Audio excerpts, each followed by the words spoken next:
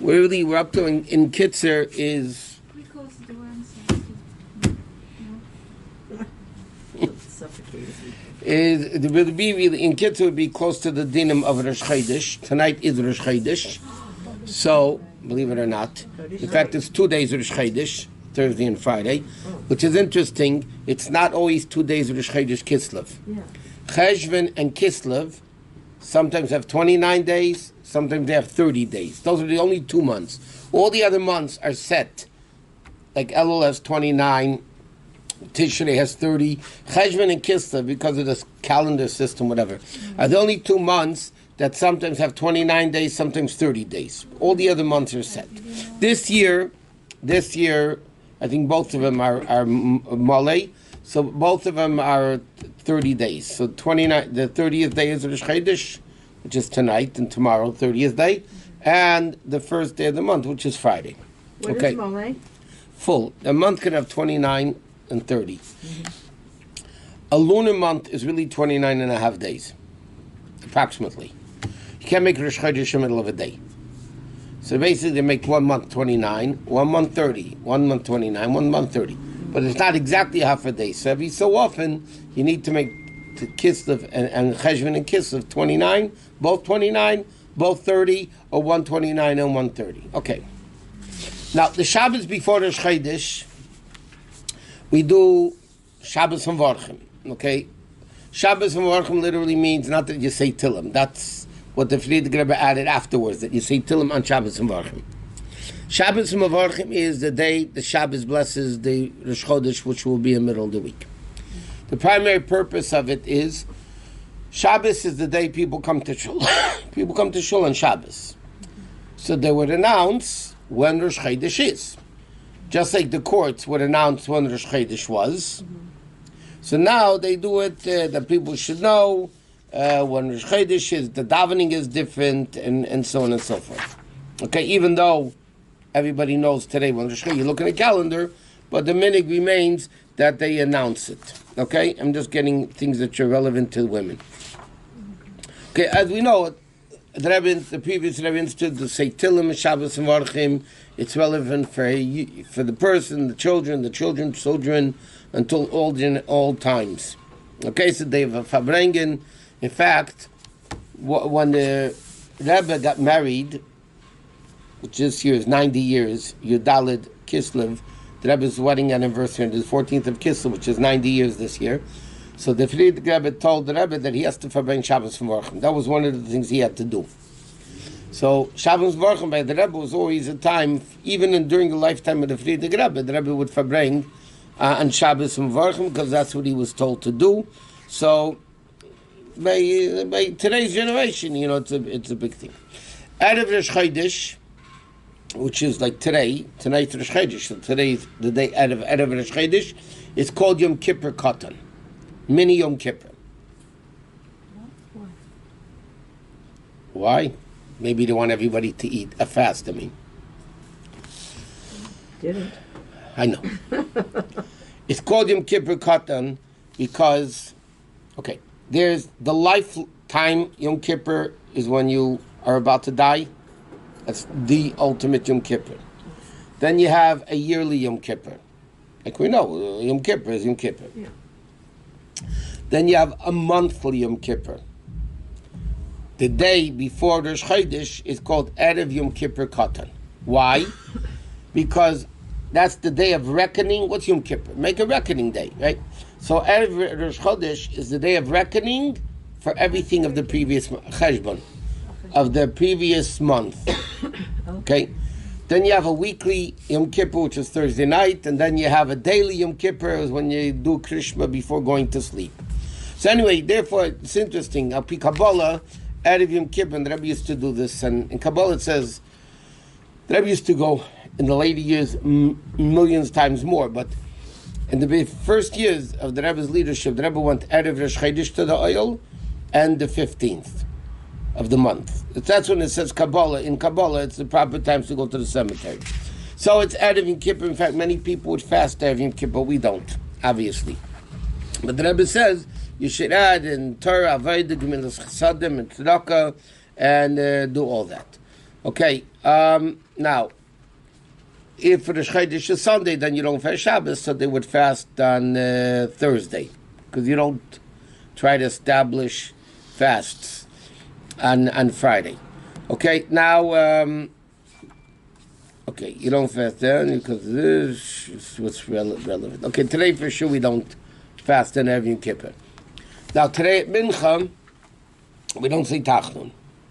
Why? Because the Kedusha of Rosh Chodesh, the Kedusha of Shabbos, comes in already from midday.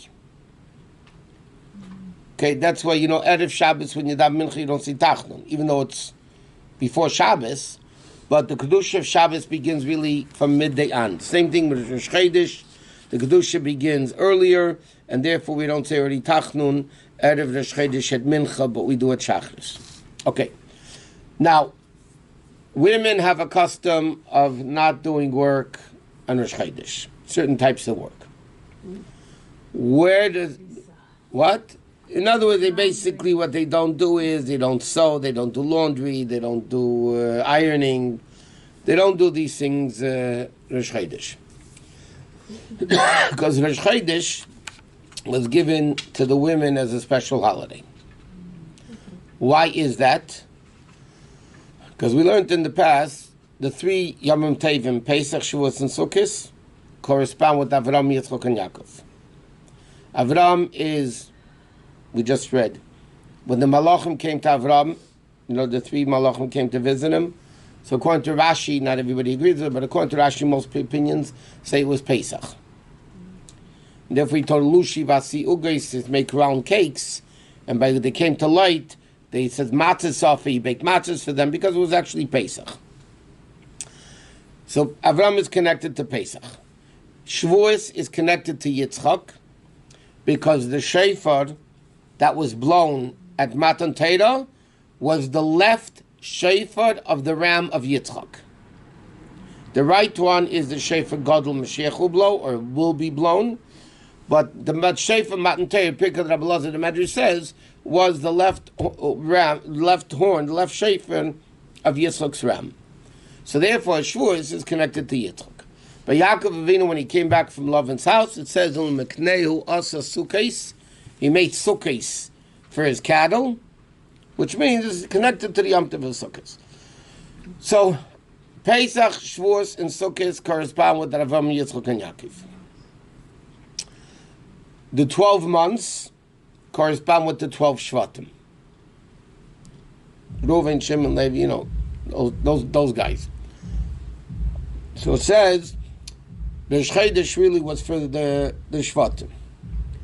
When the men sinned in the Egel, when the men sinned in the golden calf, so Hashem took it away from the Bnei Yisrael.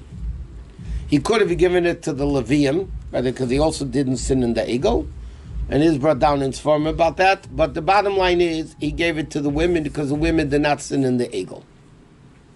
Because the women didn't sin in the Egel, they were given the special Yom Tov of Rosh Chodesh. Therefore, it's interesting, according to Halach and Hilchos Nida, the whole cycle of the woman's calendar, the woman's system, is all based on the moon, not on the sun. It's all based on the lunar system, because women are really connected to Rosh Chodesh, in addition to the fact that women are the level of Malchus, which is connected to the moon. The moon is Malchus, and therefore the whole women are connected to the level of Malchus, and therefore women were given the Yom Tov of Rosh Chodesh. Therefore, they don't do various things.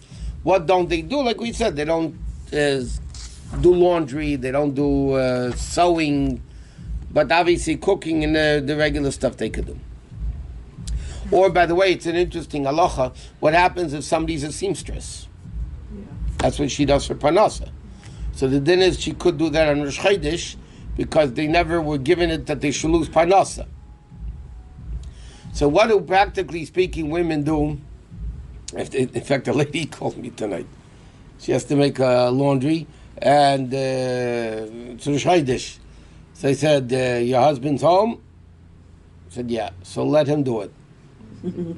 No, and in fact, really, what the minhag is, by the way, if you need to. Obviously, better not to, but the woman couldn't even put the stuff into the machine. Oh, wow. It's still not washing yet. You're not doing anything. You're putting stuff in the machine. And then the husband, Put in the machine is okay? yeah. Then the husband turns on the machine. You have to show him which button to press, by the way. Otherwise, forget it. You have to show him. That's what I'm saying. The wife says, see this? Push like this. Yeah, otherwise they won't know. Yeah. And what about the soap? The soap the woman could also put in. It's not doing anything. You're just putting in soap. Can the men cook as well? The men cook. I don't think you'd want to eat their food. What? Can you fold laundry though? Is that okay? Folding, the custom, yes, but the custom is they don't do any laundry. No ironing, no fold. Right, they just don't do it. What if it brings them pleasure? Still not. If somebody has pleasure from driving on Shabbos, you could drive because it's pleasurable. It's something you don't do. It doesn't matter because of pleasure or not. What about women working out? Working as a whatever? What do you mean working? In a business? Yes. Yeah, they could. I told you certain things they don't do.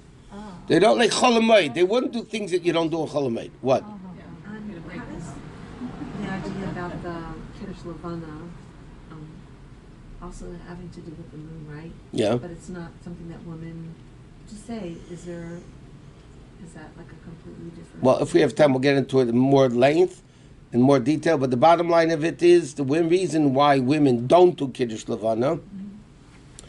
Magen Avraham brings down the Shalot that says the reason why they don't do Kiddush Levana because Kiddush Levana is connected to Chatei Tzedas. And because it's connected to Chatei Tzedas, and the women were the instigators of the Chatei Tzedas, so they don't do it. Just like many women have a custom, they don't do Ber Meir Ish Saturday night with the candle, because it's all connected.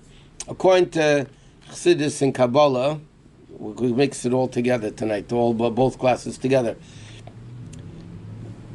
Chassidus explains, it really originates in Kabbalah, but Chassidus explains, where in the world did the ability of Adam and Chava to sin, in the Eitz Hadas, where did that come from? In order to sin, there has to be some level of evil that when you take it a little bit further down, so then you could do it. But if there's absolutely no evil, in other words, if you have a crack, the crack can get bigger. But if there's no crack, there's no crack. I mean, like, where does it start from? Yeah. So Chassidus and Kabbalah say that the source, the spiritual source, what allowed the Chetei Tzedas to happen was Hashem lessening the moon. Miyata Yereach. What happened? On Wednesday, the pasuk says like this: Vayas Hashem lakim shnei hameir segdelim. Hashem made the two big luminaries, and right away the pasuk says the big one during the day and the little one at night. Okay, so the Medrash says two big and then one big and one small. What happened? So the moon, the moon came with a complaint to Hashem when Hashem made the sun and the moon equal. Hashem said, the moon came to Hashem and said, you can't have two kings with the same crown. You can't have me and the sun the same size. So Hashem said, no problem, you're small. You became the smaller one. So when Hashem made it, it was V'yas Hashem Elokim Shnei Hamayis Hagdolim. Okay? And right away, when the moon complained, Hashem said, okay, that's big and that's small.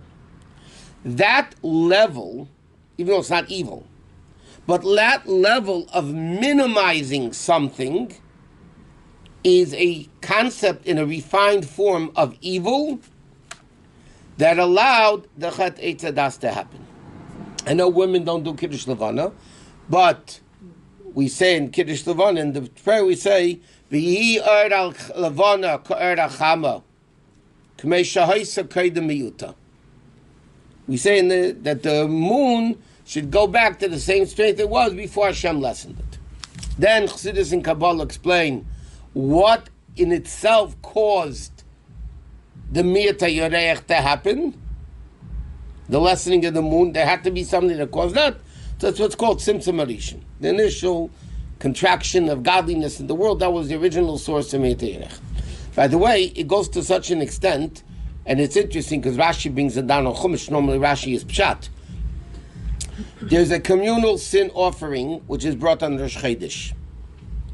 We say it in Korbanos. Osir izim echad l'chatas. Okay? A goat was brought as a sin offering. Simply, what was a communal sin offering brought for?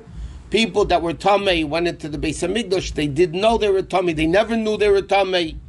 So this communal sacrifice took care of it. Then Rashi brings down from the Medrash that what is the sin offering of Rosh Chodesh? Why is there a communal sin offering of Rosh Chodesh? Hashem said, bring a korban, a sin offering for me, that I lessen the moon. Basically, Hashem is saying, I did something negative by lessening the moon, and I need forgiveness for that. Whatever it means, but that's the point of it. So the fact that Hashem lessened the moon, that was the origin of the Eitz Hadas. So therefore, women don't do Kiddush Levana because it's all connected with the Eitz Hadas and all that stuff. Okay? Now, on Rosh Chodesh, it's a customary to eat a little bit extra in honor of Rosh Chodesh. By the way, men are supposed to do work on Rosh Chodesh. It's not a day off. Okay. On Rosh Chodesh, it's forbidden to fast. There's no eulogies. Even when, God forbid, if somebody dies and there's a funeral on Rosh Chodesh, it's a very minimal service because you can't make eulogies. You don't make a Kalmali. You don't do Tzaddik Adin. You don't do the stoppings. There's a lot of things. Rosh Chodesh is actually a festive day. You're not allowed to fast on Rosh Chodesh. Even say somebody says, okay, you know what, I'm going to fast a half a day Rosh Chodesh. It's forbidden to fast any amount on Rosh Chodesh for a fast. They start to sit Shiva. Yeah, Rosh Chodesh, they sit Shiva. That's not a problem. Men as well. Huh? Men as well. Yeah. For instance, if somebody gets married on Rosh Chodesh, they normally have fast Chosin and Kala, so they fast the day before Rosh Chodesh. Except, they get married Rosh Chodesh Nisan, then it says in Shulchan Aruch they fast on Rosh Chodesh Nisan. Okay, now, when a person, let's get into the davening and benching a little bit. By the way, you know, the Gemara says that the meals of Shabbos and Yom Tov are not included in the general budget that Hashem gives everybody for the year. Yeah. That includes the Rosh Chodesh also. Rosh Chodesh budget, food budget, is not included in the budget that Hashem allots on Rosh Hashanah every year. It's not part of it. Okay? Now, in the davening, we add Yala V'Yova in the Shemona Esrei. Obviously. If somebody forgets Yala V'Yova in the Shemona Esrei, so if it's Shachris or Mincha, if you're still in the Shemona Esrei, if you're still in the Amidah, you go back to Ritzei. And then where Yala V'Yova is in the Bracha Ritzei. If you've missed it and you're already started Meidim, then you go back to Ritzei and you say Ritzei and say Yala V'Yova and continue. If you finish the Shemona Esrei, you have to repeat it. Not at night, not even the second night. You don't repeat Rosh Chodesh, Yom Tov, Chol Hamoed, but Rosh Chodesh you do not repeat Yala V'Yova, even in the davening, both nights of Rosh Chodesh. They're only at Ma'ariv. Huh? Only Ma'ariv. Only Ma'ariv. Both nights though. Because Bezdin never sanctified the moon at night. Yeah. Now, what happened if somebody forgot it at Shachris and they didn't realize and they davened Musaf already? And then they realized they didn't say Yala V'Yova at Shachris, they don't have to repeat it. Musaf covered it. But if you remembered right before you're about to start Musaf, you can't have a Musaf and then you have to go back and say Shachris twice. But once you've done Musaf, you don't have to. Right. You don't have to go back and say it again. Now, in benching, you also have to say Yalav V'Yovei. On Rosh Chodesh, if you washed, you have to say Yalav V'Yovei in the benching. What happens if you forget Yalav V'Yovei in the benching on Rosh Chodesh? You do not repeat. Because Rosh Chodesh, it's preferable to eat something special, but there's no obligation to eat bread on Rosh Chodesh. Yom Tov, if you forget Yalav V'Yovei, then you have to repeat because you have an obligation to eat bread on Yom Tov. But Rosh Chodesh, there's no obligation to eat bread. So because there's no obligation to eat bread, if somebody forgot Yalav V'Yovei in benching, man, woman, doesn't matter, they do not have to repeat the benching. But we have to eat bread. I thought we have to eat bread. No. Huh?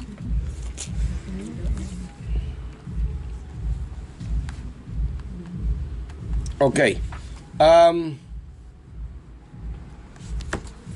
There's an interesting thing over here. What happens, let's say the Rosh Chodesh is Sunday, okay? And let's say the day is over at 6 o'clock. The day is over at 6 o'clock Sunday night. And you started eating at 5, you washed, 5 o'clock on Rosh Chodesh. Okay? But you kept going until 7, 8. So you're going to say... Yeah. So then you do say Yalav V'Yovei in the benching because you started when it was still Rosh Chodesh. If you davened Ma'ariv before you benched, then you don't say Yalav V'Yovei in the benching. For middle of the meal, you daven Ma'ariv, then you don't say. But if somebody did not daven Ma'ariv, then as long as you started before sundown, right, then you say Yalav V'Yovei in the benching. There's a chiddush that our minhag is, what happens if Sunday is not Rosh Chodesh? Sunday night is Rosh Chodesh. Yes? Sunday night is Rosh Chodesh. But you started eating 5 o'clock Sunday afternoon. And you went into the night. Do you say Yalav V'Yovei in the benching? So the Rabbi writes, our minhag is, if you ate a kazayas of bread after nightfall, you say Yalav V'Yovei in the benching. Even though you started before.